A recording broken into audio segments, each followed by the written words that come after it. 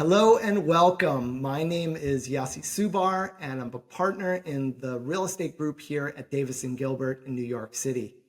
I spend most of my time practicing commercial real estate, more specifically, commercial leasing. I've been doing this over 20 years.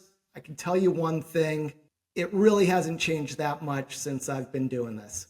But all of a sudden, out of nowhere, here comes AI, and it's entering every conversation. Commercial real estate is really no different. But the real question is, how can this technology be leveraged by the owners and the brokers and the tenants to make their businesses more efficient and productive and really ultimately more profitable? That's the mystery. And that's what I'm trying to understand more. Today, I have the pleasure of welcoming two people that have a lot to say on this topic. The first person is Topher Stephenson. He's the co-founder of CRE AI Studio, and that is a fast growing educational platform for commercial real estate professionals. He's teaching them AI step by step. My second guest is Gabe Marans. He's the vice chairman at Savills, and he is one of New York City's top commercial real estate tenant representation brokers. He's got a ton of fascinating things to say all the time, so let's get into it. Just to jump right in, Topher, if you don't mind, for the 5 viewers of this brand new series, can you give me some background on yourself and why exactly you created the studio? Yeah, absolutely. And thank you both so much for having me today. This is a real treat to be on here with you. And so super excited to have this conversation. But myself, yep, my name is Topher Stephenson. I'm the co-founder of CRE AI Studio, and I'm head of operations for Aspire Commercial. We're a boutique commercial real estate brokerage out of Houston, Texas. Prior to that, I was managing director for the Bolus Company. It's a little bit of a larger regional commercial real estate brokerage in northern New England. And prior to that, I started out in commercial real estate a little bit over a decade ago, mostly on the property marketing direction side, working in-house for an ownership group that just owned commercial real estate, all different types of properties, all different sizes, kind of all across the country, and eventually shifted into in-house deal making for that same group. And so kind of the linchpin across my career, from the marketing side to the deal making and negotiating side to, systematizing and working on scaling brokerages, has always just been trying to stay ahead of the curve with technology as it pertains to commercial real estate and kind of trying to solve everyday problems in commercial real estate using that technology. And so part of the reasons I got really excited about AI is just that all of the sudden, very effective technology is kind of more accessible and just available to everybody in commercial real estate. It's kind of right at the tip of their fingertips. And part of why I'm excited about it is for the first time, it feels like everyone else in commercial real estate is excited about technology as well. And so 2 years ago or so, I started getting requests to, speak at conferences and for private groups, different locations and events across the country. And eventually people started reaching out and saying, hey, these presentations are great, love learning about AI, but I'd really like some more detailed instruction on how to actually use these tools for, specific commercial real estate use cases. And so eventually I met Jonathan Buckaloo and Nadine Ezzi, who you just met, Yossi, and we all kind of decided to put our heads together and come up with a learning platform where people could actually do that. So that's kind of, the genesis of CRE AI Studio is just people are kind of reaching out. There's a hunger for people that have all these ideas of what they might be able to do with AI in our business. And they kind of want some step-by-step instruction on how to actually do that. And so that's what we've put together and super excited about it. And really happy to have you as part of the program, Yossi. I'm super psyched to have you in there. Yeah, when I heard about what you guys were doing, I feel like it nailed it because you can hear people talk in generalities all the time, but it always begs the question. So what can I actually do with the stuff? How do I do stuff?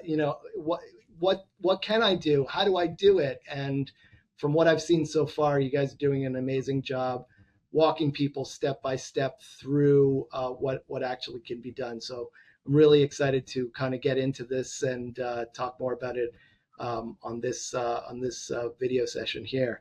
And turning to you, Gabe, maybe if you can give us some background on yourself too, and just for purposes of this conversation, what's your general view on tech in commercial brokerage? So Yossi, thanks for having me on, and Topher, we've had some sidebar conversations, so our time here together is going to be a fun back and forth here. My history is really linear. I'm New York born and bred. I interned at Savills when I was in college in the city, and city being New York City, and I never left. And so I'm a vice chairman here out of our New York office. We do only tenant rep. Probably about 70 to 80% of our business is in the New York area, although we do global work as well, and we advise our clients everywhere. And I think a big component of our team's business is about adopting and rejecting this fear of failing. In fact, we call it embracing failure, trying to focus on the practice as opposed to necessarily the outcome. And what that demands, what that philosophy and mentality demands, is trying different things and different approaches, understanding that the vast majority of those tries are going to result in an unchanged behavior. So you'll end up rejecting that new technology or new approach to things. And so we've done that over the last 2 decades in various forms and capacities. And AI, out of all the different technologies that we've seen, is the one that's moving the fastest. And I think about an aging relative who used to update their phone and their computer every time there was a new model that came out. And over time, they started to atrophy and they just lost the will and desire to learn a new operating system every time there was a new version that comes out. And that's a microcosm of what we need to avoid here in any business. You have to be at the vanguard of that change. You have to embrace your innate curiosity and understand that this technology is here to stay. And if you are one of the many, and I was one of the many, who stands up there and says AI is going to change the world and disrupt everything except for me, then you are mistaken because this is going to disrupt everything. If you look at your industry and say, I'm safe because of X, well, that's not going to be the case for very long. And so the way that you optimize your professional success over the long run is by being part of the group that embraces and understands how to leverage the technology. And on that point, I'm sure everyone here on the call and all the listeners would agree with. I think the details are where we might have some disagreement. What technology and what AI is going to be best incorporated? What is more of a bubble? And what is worth spending time on versus not, because ultimately that's the truly unrenewable resource we all individually have, and that's our time. And so trying to figure out how to do that and what to embrace is going to be the key, which is why Topher, what you're doing in terms of creating a platform of sharing best practices is the way to go about ensuring that you're increasing your chances of success, not just limiting your experiences to yourself, but by broadening it, sharing tips and tricks and as a collective understanding what the right paths to go down are and how best to embrace those best practices. I was just gonna say I couldn't agree more, and said I feel like we have gone back and forth a little bit of on this topic, and I share the same sentiment with other people and have conversations with other people as well, but it doesn't all work for everybody. Some of it just doesn't work at all. You see something in a news headline or you see a viral LinkedIn post. It's like, oh, wow, that looks great. I'm going to try that. And then you try it. And it's just like, this either doesn't work at all or it's just not going to work for me. This is going to take me way more time to do it this way than it actually would just kind of doing it manually.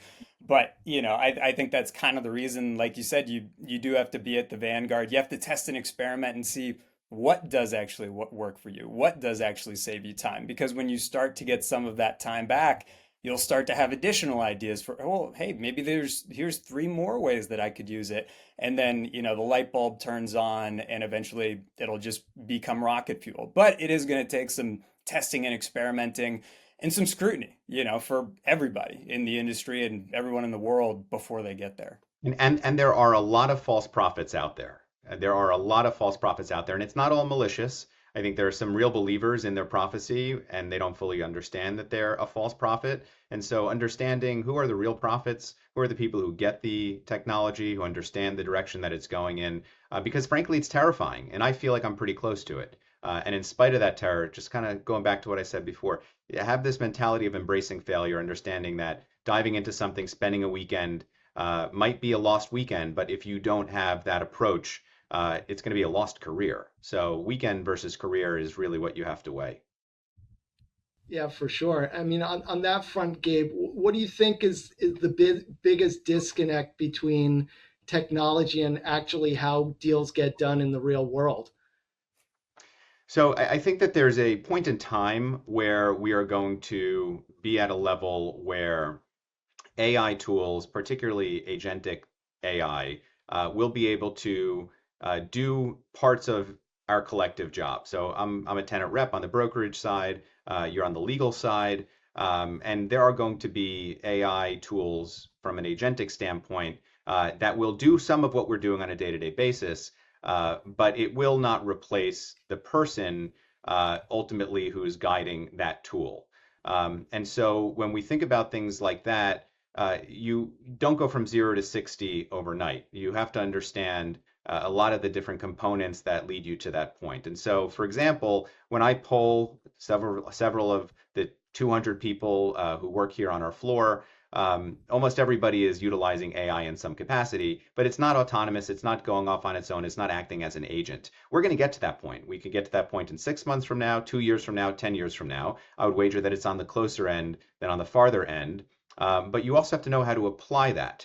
And so the perfect example that I think about, and this was an early sacrifice, I think, that was offered to the real estate brokerage community from an AI perspective, was the promise of essentially auto dialers and digital doubles to create media out there as a replacement for the real estate brokers and real estate advisors themselves. And I think what very quickly, within a period of about a year, occurred is that people realized that for the vast majority of people, that is not a replacement for what we do.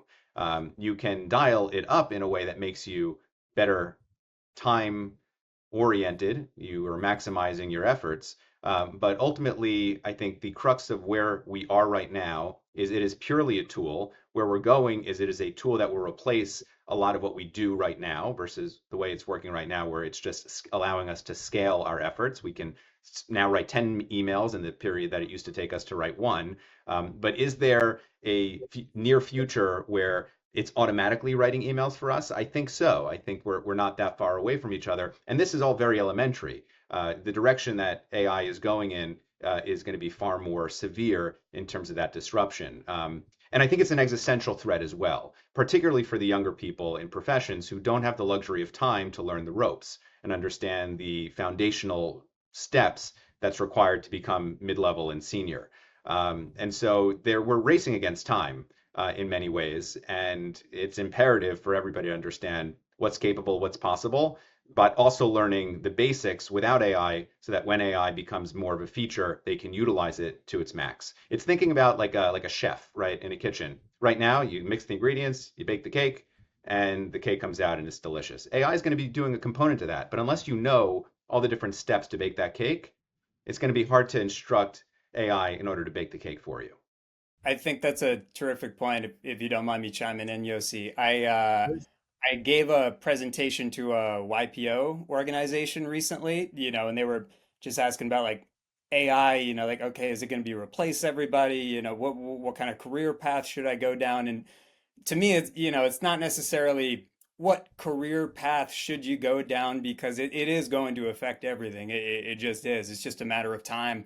But, in order to be capable of leveraging the tools and leveraging AI now and eventually leveraging agentic AI, you are going to need some sort of industry experience, in order to be able to make inferences from the data that AI is pulling for you, or decide that, hey, AI just put together this fantastic report for me, but I need to know whether or not this information is correct or incorrect, or is it going to provide any useful insights for my client?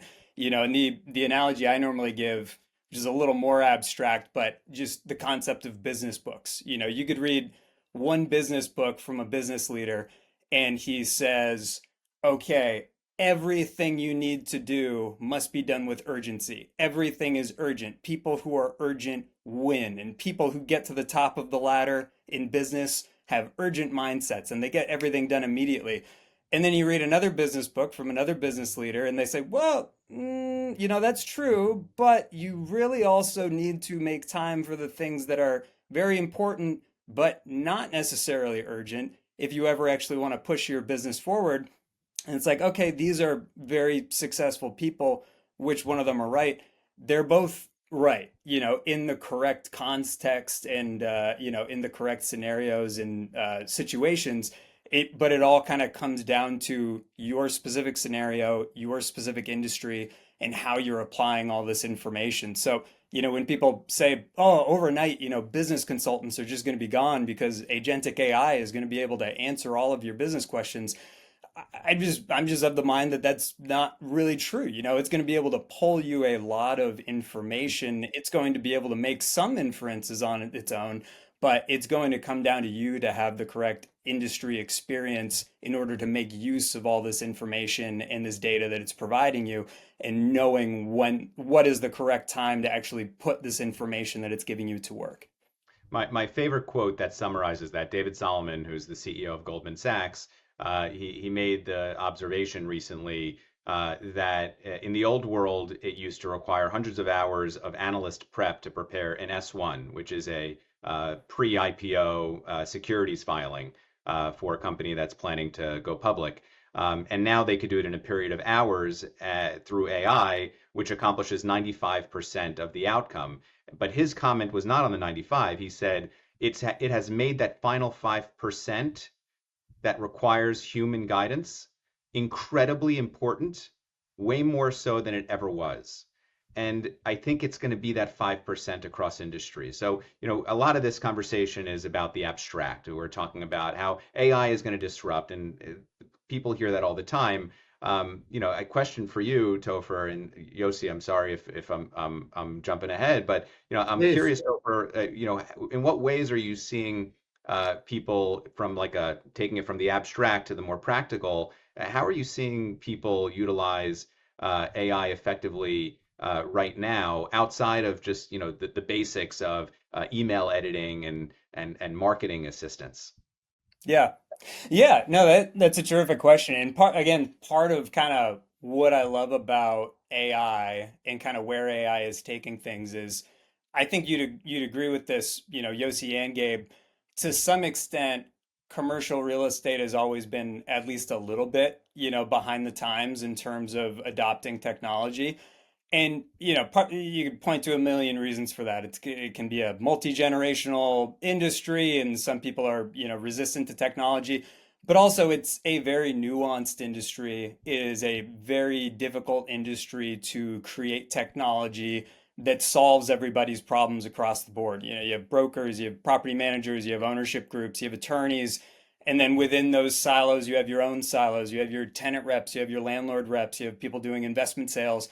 And if you make something that works for everybody, it really just doesn't work all that well, independently for any one specific person. And so, what I really enjoy about AI is all of a sudden there's technology that you can leverage for very, very specific things, depending on what it is in your business that takes up your time.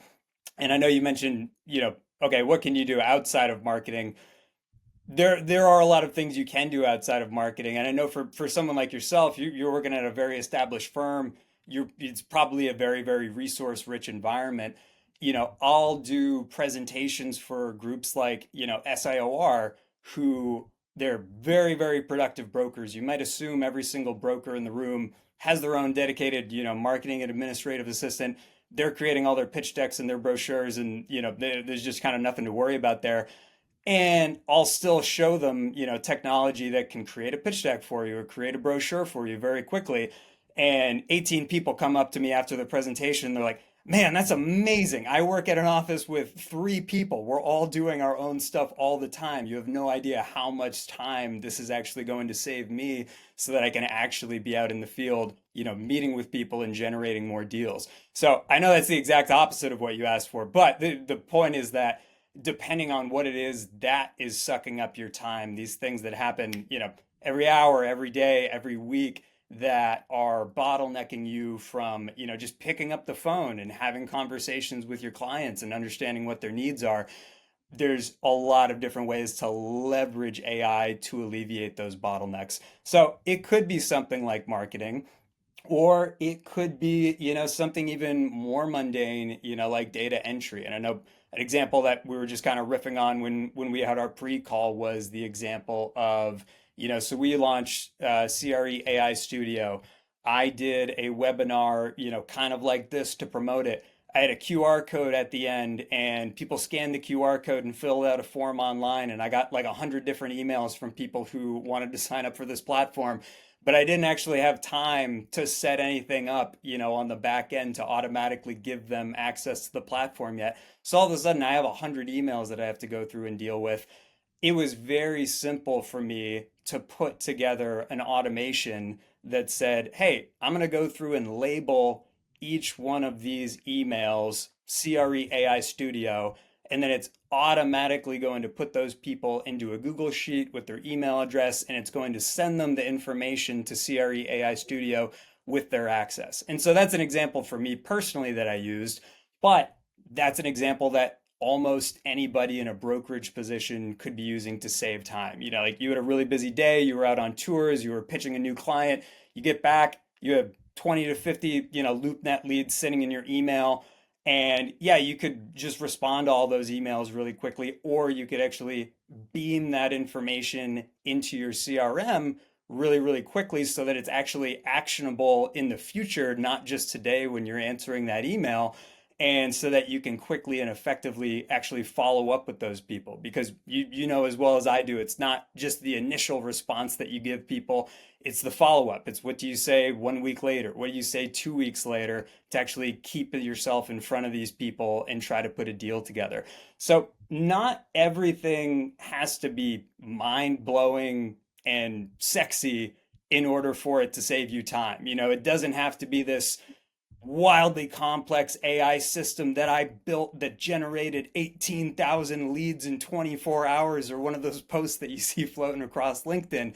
It could just be a simple automation that you said, hey, I just did this. I did this to an email, or I dragged a file into this folder, and now AI has been triggered to do one small thing. Maybe it's just extract some information. Maybe it's search the internet for some additional information, and then I put that information anywhere that I want it. But whatever these small or large bottlenecks are that are stopping you from actually generating leads and actually generating deals, there's probably a good way for you to leverage AI to get ahead of that bottleneck or to push past that bottleneck. And another one, if we're talking more specific to, okay, everyone wants to use AI to actually get a deal done. I don't want to make this a free advertisement for anybody, but there are platforms out there that you can use to very quickly say, hey, I'm looking for contact information for these kind of property owners in this specific radius. And you could go through, the tumultuous battle of, okay, I got to figure out who is on the deed of this property. Now I have the LLC. Now I got to pierce the LLC and figure out who actually owns it. Now I got to go to True People Search and try to find their contact information. And then finally, 15 minutes later, you're actually ready to dial the phone. Or there's some platforms out there that can actually help you do that. So you're just spending more time on the phone actually talking to those people. So I know that's kind of a wide ranging use case from, hey, we need to put together some marketing materials or a pitch deck so we can actually meet with this client. Or we just need to find the contact information so that we can get in touch with this client. Or I have all these inbound leads from all these listings that I actually have, and I want to avoid, the 4 hours of data entry that I would have to do in order to make this information actionable. There's different ways to leverage this technology depending on who you are, depending on what kind of firm you're working with, depending on how resource rich or not resource rich that firm actually is, and what's sucking up your time. So sorry for the long answer, but there's a lot of ways to skin the cat. It's great. It's great information, Gabe. I'm wondering as you're listening to this, what's your experience, given that you're, you're talking to a lot of your colleagues, and I know they're thinking about AI. Everyone's talking about it, certainly using it in some, capacity or another, but in terms of kind of organizing the world that, let's say, Topher is a little bit more tapped into in terms of like, what can actually be done. What's your experience talking to people, your colleagues, about, you know, what's the range of what people can actually do, practically speaking, beyond just, the stuff that, our parents are doing, or, like whatever. What's the range you're kind of seeing out there? Yeah, so I'll throw out a whole bunch of things, which is a nice capture of what many of my tenant rep primarily, but it also applies to landlord agency work. Most of what AI is being leveraged to achieve in this environment. Uh, Email editing is a big component of that. Marketing, for example, I was speaking to a fellow colleague in a West Coast market. They were showing me just yesterday this beautiful marketing flyer for for a leasing agency that they're bringing to market. And then he showed me the original photo, which shows the telephone pole in front of this building with disgusting wires completely obstructing the building. And that was the photography that they had because that telephone pole had just been moved across the street, but they hadn't gotten new photos taken. And through AI, they were able to clean that whole photo up. It could be, Topher, to your point, that simplistic. It's a big component of this is also going to be trying to distill large data sets into something that's more manageable. Because from the tenant rep side, ultimately our objective is to make our clients' jobs easier. The heads of real estate, the CFOs, the CEOs, the founders. And how do we do that in a way that preserves their autonomy, that gives them job security, but also allows them to achieve their objectives in the optimal success? And the key to that is avoiding mistakes. And so a lot of the hallucinations that are endemic to AI that they're getting better with are the things that you have to be most on guard with. So you'll notice that one of the things I'm not saying is abstracting or searching lease documents and relying on it fully for data accuracy. And so one of the things that I do if I have a 120-page standard New York City lease, which if you're nauseous, Yossi and I are nauseous about that every single day, is about if we're looking for a particular provision, one of the things that I've started to do is if I'm searching AI for it, I will insist that it cites the source when I'm asking questions about it, which allows me then to go into the document and check the source before I report back in a way that might have taken a lot longer to do so before. From a business development standpoint, this is an area that I think AI is mostly failing at. Because it has increased the amount of noise in a considerable way that has made business development almost untenable. And I'm on the receiving end. I'm on LinkedIn. There are a lot of service providers that sell into the brokerage community. And so I'm seeing this. I'm also on LinkedIn. I put out a lot of content out there. I see a lot of content. A lot of it is AI mumble jumble. It's like just kind of not value add. And there's a lot of it out there. And so between emails and phone calls and social media content, the majority of which is AI in origination as opposed to AI helping to create it, differentiation there. One of the key questions is how do you differentiate? And this is, I think, arguably the answer to how do you differentiate is the hardest part for anybody to realize, which is as soon as you've established a competitive edge, the clock is ticking until that edge gets mimicked. And so the whole cycle of being able to figure out how to leverage this technology in a way that gives you an advantage has accelerated. And so you cannot get complacent. So you might figure out how to use AI in a way that can increase your business development efforts, but that timeline is going to shrink because people are going to pick up on it and get better at it. And so one of the things that we started to do, and I know this isn't the topic du jour, but it does help with certain things, is we've realized that for certain prospects, it's easier to reach in the old-fashioned way. What do I mean by that? Classic mail or FedEx documents. But we're using AI in order to achieve that by helping to source some information that makes it more relevant. So customizing reach outs in a way that's using AI, but the delivery method stands out in a more significant way. And so there are different things that are going to have to blend new ways of thinking about new technology in a way that incorporates particularly old methods that will ultimately end up giving you that edge. Now that I've said this, there's someone out there who's listening to this who's going to say, "Oh, I'm going to do that," and now all of a sudden the clock has started to tick on that competitive edge. But Yeah. if it's not saying it, someone else is going to say it, and we're just going to get there ultimately. Gabe, I love that example, and I didn't get permission from them to mention it on this podcast, so I won't say who. But there is a group out there that specializes in retail investment sales and leasing, and they feel the same way. They're like, hey, digital is kind of clouded at this point. It can, in a lot of ways, it's easy to get in front of a lot of people on social media because it's one to many, but it's also harder than ever to get in front of people in their digital inbox because so many people are just sending out so much mumbo jumbo, via email now that, either it just gets filtered out or people see it and they don't want to read it just because they already have email fatigue. So they've embraced door knocking, and they firmly believe that in retail with shopping centers, if you're trying to find tenants, it's a hugely valuable use of time, more so than even just hitting the phones because you're actually, if you're finding these mom and pop retail shops, you go to the shops and like the owners are actually there, doing something. And so you can get in front of these people. But they are combining that with use of AI in a way that to many might be controversial, but they have these wearables that essentially record the goings on around them.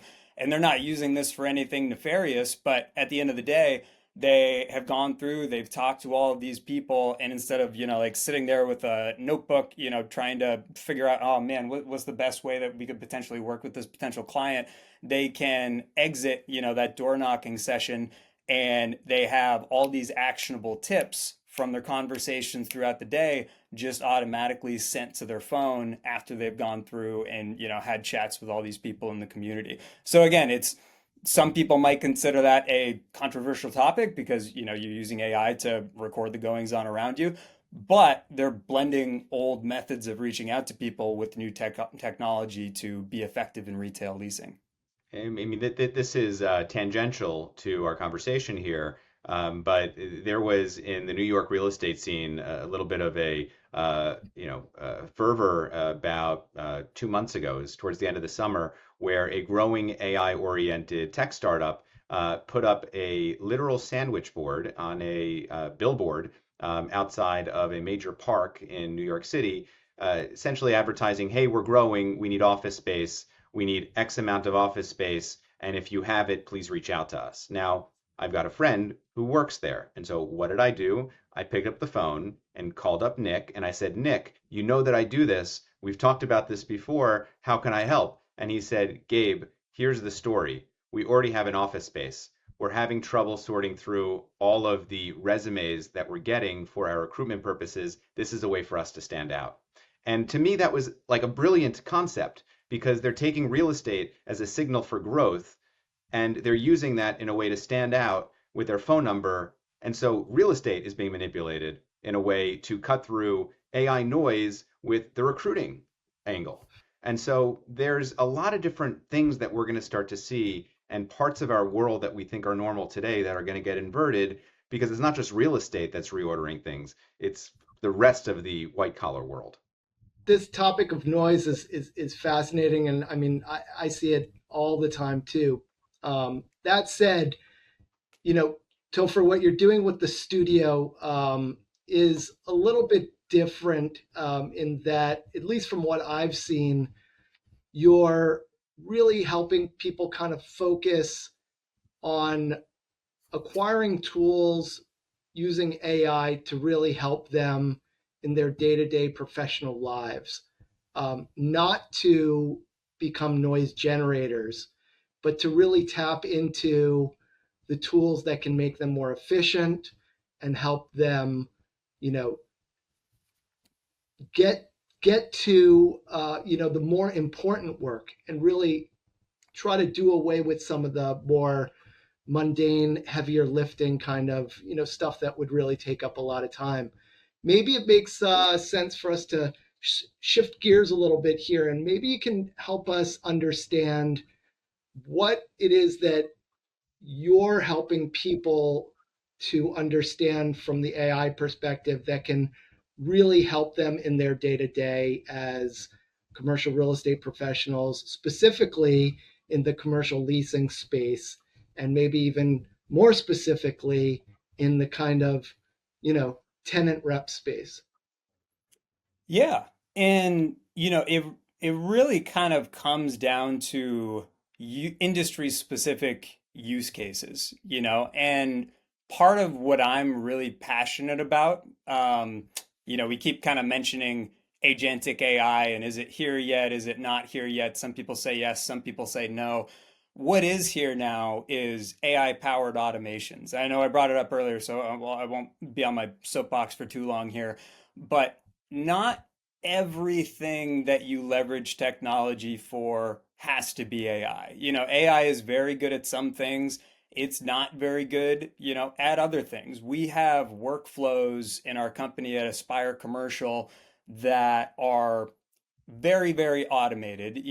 Someone fills out a form, they request a certain thing, this person gets notified it's time to do their job. They submit their work for approval, the person needs to review it, reviews it, leaves comments, moves on to the next stage, and then the next person's notified to do their job. Some of it involves AI, some of it doesn't involve AI at all. Some of it just has a little tiny piece of AI that does one thing in the middle.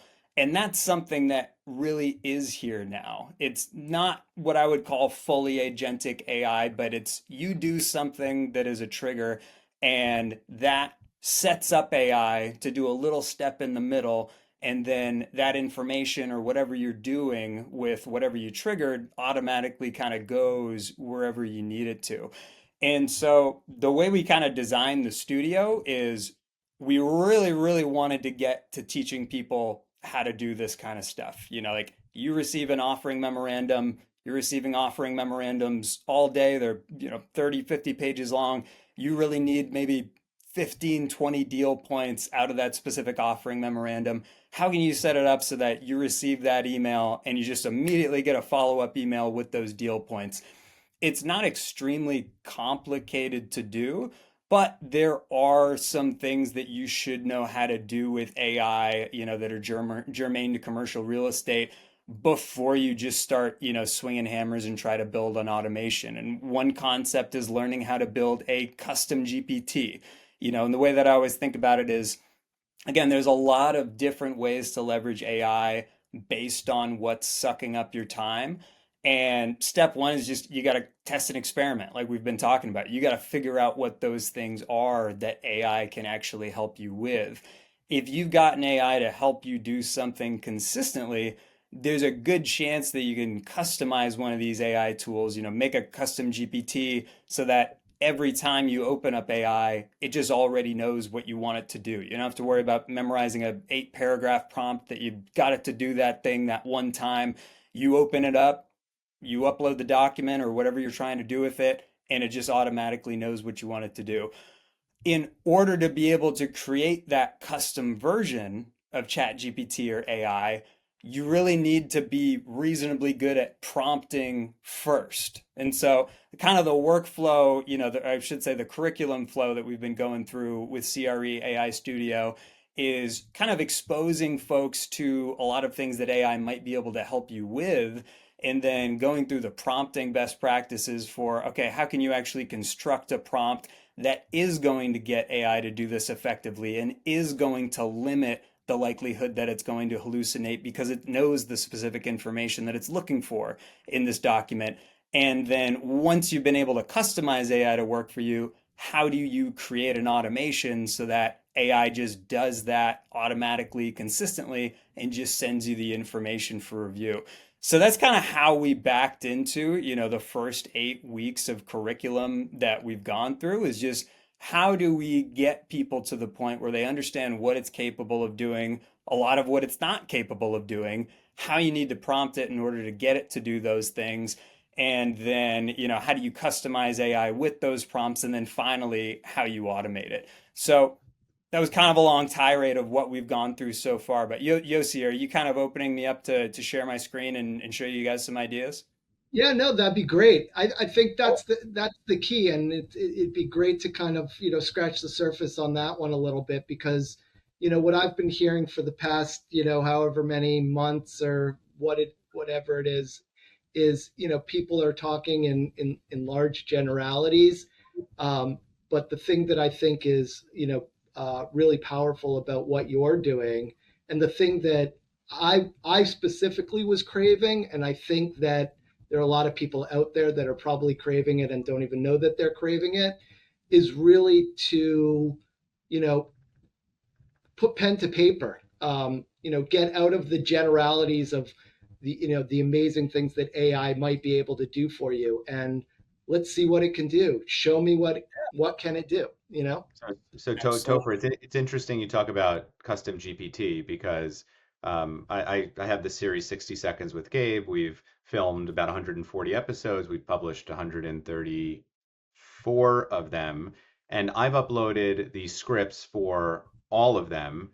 And every time I write a new episode, I run it through a custom GPT that I built, not for editing purposes, but to give me a sense of have I talked about this topic and how recently have I talked about it because there are recurring themes around it.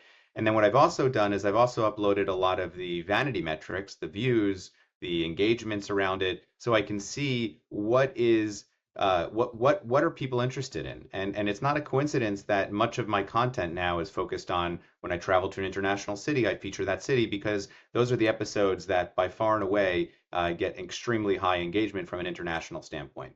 And Yeah. so, custom GPTs can be a very powerful tool. It's easy to fall down the rabbit hole to your point. You have to get pretty good with prompts and also have a high capacity for frustration because you will get frustrated as you go down that path.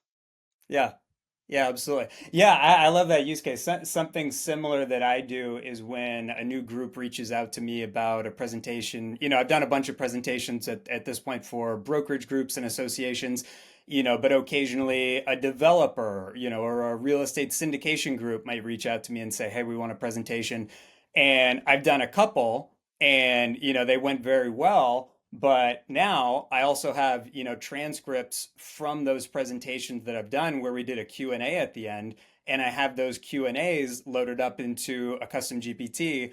And so if someone reaches out and says, "Hey, we want a presentation about this," I can go back to that custom GPT and just say, "Hey, what are the most common questions that I've gotten from these types of people?" Maybe instead of just leaving that up to the Q&A, let me actually custom tailor this presentation for this group, provide them a better product for things that I know they're really likely to ask about. So again, it doesn't all have to be sexy, it's just the stuff that you would otherwise be doing anyway somehow that is taking an inordinate amount of time, and you can do it at least a little bit faster because AI is helping you. It's not always doing the whole thing for you, but it's giving you some assistance, or maybe in this case, some Making you guidance, sharper. It's scaling you making and you it's sharp. making you sharper. Yeah. And it can be a thinking partner, help you think about things in different ways. So I'll show you guys a couple of things. So I did want to show you guys really quickly because I know I've kind of been on the high horse about automations and just, how powerful they can be and how simple they can be to set up. I won't take too much time on this, but, this is the AI automation that I was talking about earlier. I have a LoopNet lead that I labeled in my Gmail as an inquiry. And so I've set up this automation to pull any emails that are labeled, appropriately as a LoopNet inquiry. And this isn't overly complex. I told it very specifically, hey, I want the name of the person who inquired. I want the email address. I want their phone number. I want to know about the property. I want to know what they said. And automatically, that information has been, should have been, there it is, ported into this Google Sheet. And so obviously, hopefully But not like you said, everyone's, some frustrations necessary for this. Yeah, it could be. It could be. And, hopefully not everyone is running their commercial real estate empire out of a Google sheet. But again, everyone wants to have a well-built CRM. One of the first articles that I ever wrote on technology and commercial real estate was a CRM buyer's guide for Elite Daily, or not Elite Daily, sorry, CRE Daily. I interviewed a lot of brokers for that article. Everyone wants a CRM that is up to date with up to date information and data. No one actually wants to put it into the system.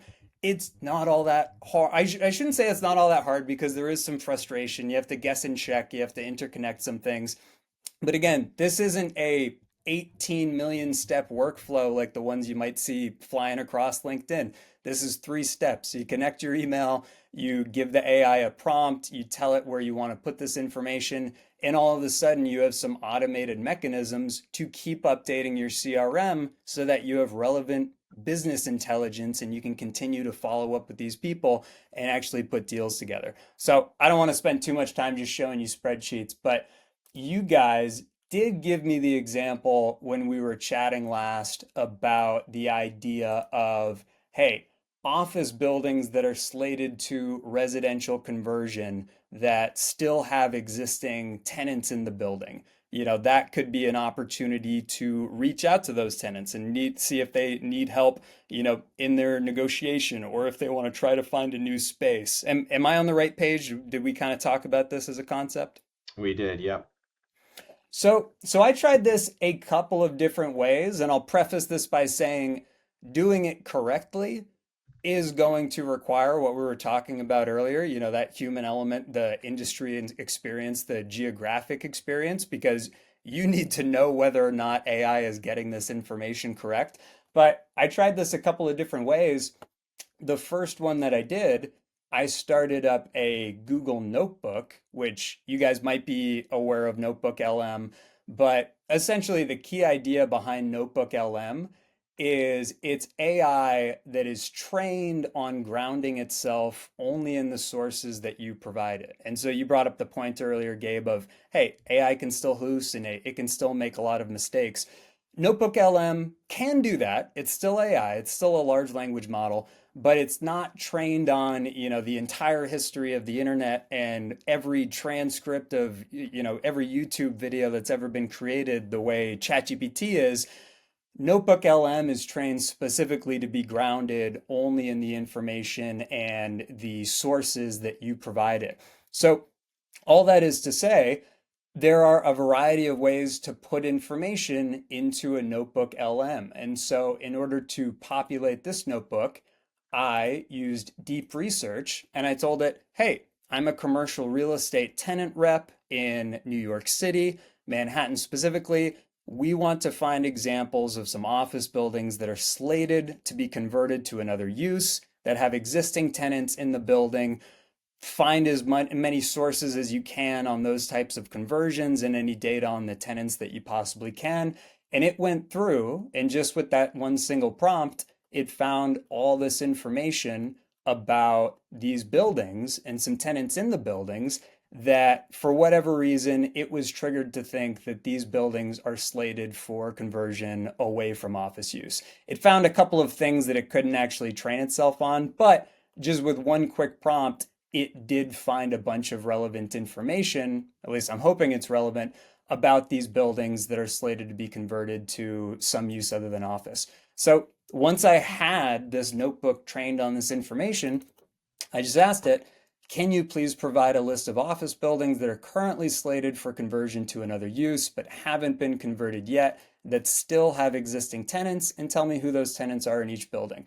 And I did not fact check all of this information, but I did zip down to 85 Broad Street. I did a little bit of Google searching, and it does look like this is a building that is slated for office conversion or conversion away from office, and that these are some tenants in the building that someone might want to reach out to see if they need help, negotiating their upcoming deal or finding a new space. So, Gabe, before I keep going, What are your thoughts on this so far? Does this seem asinine? Does this seem useful in any way? Because for better or worse, I'm not a tenant rep and I don't work in New York City. So I'm curious what you think of this demonstration. I think directionally, you are spot on. I think from a wide variety of reasons, I think conceptually, this is something that's getting a lot of runway right now within the industry, even as the office market is starting to tighten, and being able to target tenants within those buildings is something that many real estate professionals have already been doing. But what you've been able to showcase here is a bit of a scalability around that, as opposed to the old way of doing it. Now, this is imperfect. There are a lot of different additional components that could be inputted into this. Nothing beats good old-fashioned brokerage. For example, the tenants that are listed here, some of them are right, some of them are wrong, and many are Right. missing. And so the shoe leather paired with the technology, I think, is probably the consistent theme in this conversation, which is AI is not yet there, but it's Yep. doing a lot already, and it'll only gain in importance. And understanding how far you can take it and what you need to supplement it with is the whole key to this. So I, 100%. no. It kind of gives you a running start. It's not going to run the entire race for you, but it's done a lot of research. And you also have to think about the risk of, the use case that you're trying to execute. You brought up the idea earlier of, hey, abstracting a lease, it can get some information wrong. What's the worst thing that's going to happen there? Well, that could actually be really bad, because if you're abstracting a lease, because you need that information to make a buy or no buy decision on this building that you're considering, and some of that information's wrong, that is a bad situation to be in. Whereas with this, if it's, hey, I got the afternoon open, I want to quickly do some research because I want to get some deal opportunities and I want to make a handful of calls. Worst case scenario, you do a little bit more digging. You figure out, okay, that tenant's not at that building anymore. Oh man, it got this building wrong. That one's already been developed, and that's not an opportunity. And so the risk with this kind of use case, I just view as not necessarily all that high. But again, the point that I kind of keep going back to is it all depends on who you are here and what kind of company you're working with. If you are a team leader, and this isn't just like an afternoon activity, you're saying, hey, this is our Q4 marketing campaign. We want to build a robust database of all of these groups. We want it to be 100% correct. And we want, all of our analysts and our agents to be calling these people every single day. This is going to take a lot more work. That's just not a one prompt project. Hmm. And I'll show you a quick example. I ran kind of the same type of exercise with a platform called Perplexity. And specifically with Perplexity Labs, you can give it some similar instructions. Say, hey, I want you to try to find all of this information and put it into a usable dashboard. And as you can see, it found a bunch of buildings. Again, I'm not in New York City, and so I haven't gone through and vetted to figure out, okay, did it actually find 31 buildings that have filed, their permits for this project? Or, is it finding some things that it thinks they've filed for this particular project? There would be a lot of work to do here if you wanted to make sure this was a robust, completely comprehensive database of all the properties that might be shifting from office to another use. But the technology is there to get you started and to find some of these properties. And again, depending on what your use case is, Jonathan Buckaloo, my co-founder at CRE AI Studio, he ran a similar use case, not trying to find buildings that are going to convert from office to another use, but he ran a prompt through Perplexity Labs to find properties that had somehow exhibited public distressed signals. And those are properties that might be ripe for purchasing. And his group is now considering purchasing two of the properties that were on the list of 20 buildings that it put together. So it all kind of depends on your use case. How accurate do you need this data to be? The more accurate you need it to be so that everybody in your group can 100% rely on it, the more work it's going to take. And that's just a fact of working with AI and technology. So I'm glad you didn't completely spit this use case No, back out, but no, no, yeah, I'd give it good starting grades. so I'm going to start kind of tightening up these examples because I know we're getting pressed for time now. But, the next example I wanted to show was, hey, maybe you've done some business development, maybe you identified some groups that you actually want to go after, and now you're ready to do some big game hunting. You gotten in front of a CEO, you're ready to pitch their business.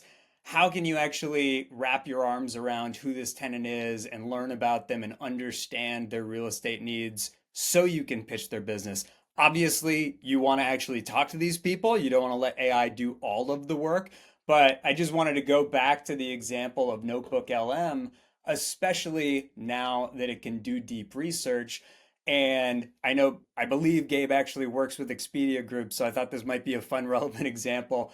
But I went to Notebook LM, I flipped on deep research and said, hey, we are pitching Expedia for their commercial real estate tenant rep business. We want to be the group that helps them expand into new offices around the country.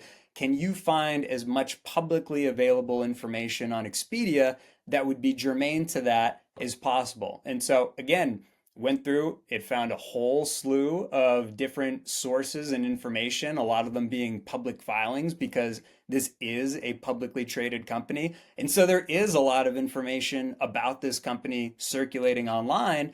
And deep research and Notebook LM can help you distill that information very, very quickly. So, something I really like about Notebook LM is this probably sounds dorky, but it allows you to create a mind map of this information. And so I can see, oh, okay, let's look at Expedia's 2025 strategic priorities. Let's look at their financial metrics from Q2 2025. Oh, I can go in here. You would probably already know this if you were pitching their business, but let's look at their brand segments. Let's look at what the composition of their business actually looks like. Oh, and then down here, isn't this handy? We have the organizational structure and workforce section of all this information. And so this is just a way of, I view it as kind of rapid learning. You got to get in a room with these people, you got to pitch them very, very quickly. Are there other ways to get this information without AI? Absolutely. But why wouldn't it be helpful to work with a resource like Notebook LM where you can find a bunch of publicly available information on this potential client and actually see what their goals are with their real estate and their current work model, and how many of their staff have a fully remote clause grandfathered into their contract. I just think this information can be extremely useful if you're trying to pitch new business and you need to learn about a potential new client very, very quickly. So I'll fast forward a little bit here because we've kind of shifted into the idea of pitching business. But I went ahead and I created another notebook, similar notebook, but for JP Morgan Chase. And so, very similarly, I asked deep research, hey, please go find me all the public information you can about JP Morgan Chase from 2025 that would be germane to their commercial real estate decisions. I asked it for some of that information, and it gave me a fantastic dossier on all the information it could find about JP Morgan Chase based on these public filings that might be germane to them actually making commercial real estate decisions, so that you can use this information to inform your meeting, to inform how you might craft your pitch, how you might want to actually advise this group if they become your client. And now, this is a little bit of a cheat code I'm going to show you quickly. This is not something that I would actually recommend doing. I'm just showing this for the purpose of showing how quickly you can actually put together marketing and pitch materials using AI. But I told Notebook, hey, that's all great information. Can you give me that in a format that we can plug into a tenant rep pitch deck so that we can meet with JP Morgan Chase? Obviously, I would not recommend just taking AI generated materials and plugging that right into the pitch deck. Again, everything we've been talking about, you need to add your industry experience. You can allow AI to give you ideas for the conversation. You don't want to do exactly what I'm about to do. I just want to show you how quickly you can actually put together a very good looking pitch deck or piece of marketing material quickly using some of these AI tools. So I'm going to Gamma. I'm literally copy and pasting in a bunch of text and information, but just imagine this is actually information that we've actually added the human element to, or preferably, extracted some ideas from AI and created the human element ourselves. But it's very simple to go into one of these AI platforms, click a couple of buttons on the back end. Maybe I'm just going to select, hey, that theme looks pretty good. Let's go ahead and select it, hit generate, and all of a sudden, right before your very eyes, AI is literally going to start designing a pitch deck for you. Now, would I walk into a meeting with JP Morgan Chase with this pitch deck tomorrow and just say, "Hey, this is it. Let's go based off of this plan"? Again, no. You want to add the human element. You want this to be your conversation, not AI's conversation.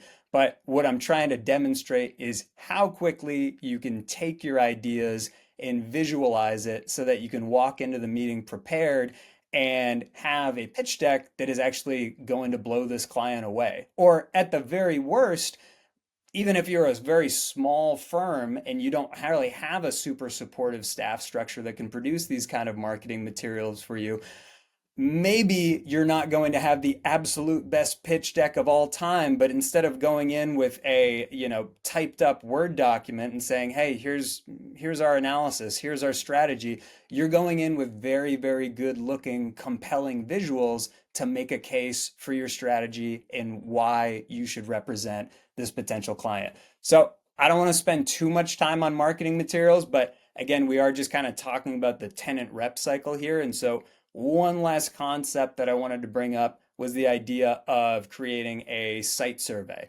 And I know Gabe said at the beginning, "Hey, what can we do other than marketing materials?" But the fact is, I talk to a lot of tenant rep brokers who work at very well positioned firms, and they still need to create their own site surveys. And that's something that you can do with AI very, very effectively. I was very quickly able to provide a detailed prompt to GenSpark, telling it the kinds of spaces that I wanted it to find for me, and to create a well-crafted demonstration visualizing those spaces so that we'd actually have some information to go on this tour with and show the clients what buildings that we're going to be visiting. And I know this might not be perfect, and if you wanted to stress test this, you could. I'm sure there's a lot of things that yourself or Gabe might find in this site survey that you'd want to improve. But the fact is, this looks quite a bit better than a lot of the professionally designed site surveys that I've seen floating around out there from some brokerage groups. And it took a relatively short amount of time to put together using one or a handful of these different AI platforms. Topher and Gabe, I really can't thank you guys enough for joining today. It's been a real pleasure and an honor to have you guys on my first video here that hopefully is one of many more to come. Again, this series is put together so that I can learn about AI in commercial real estate and ultimately pass that along to anyone else that really wants to listen.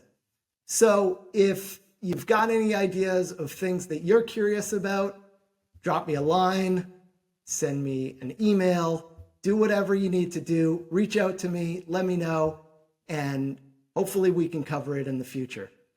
So until next time, see you later.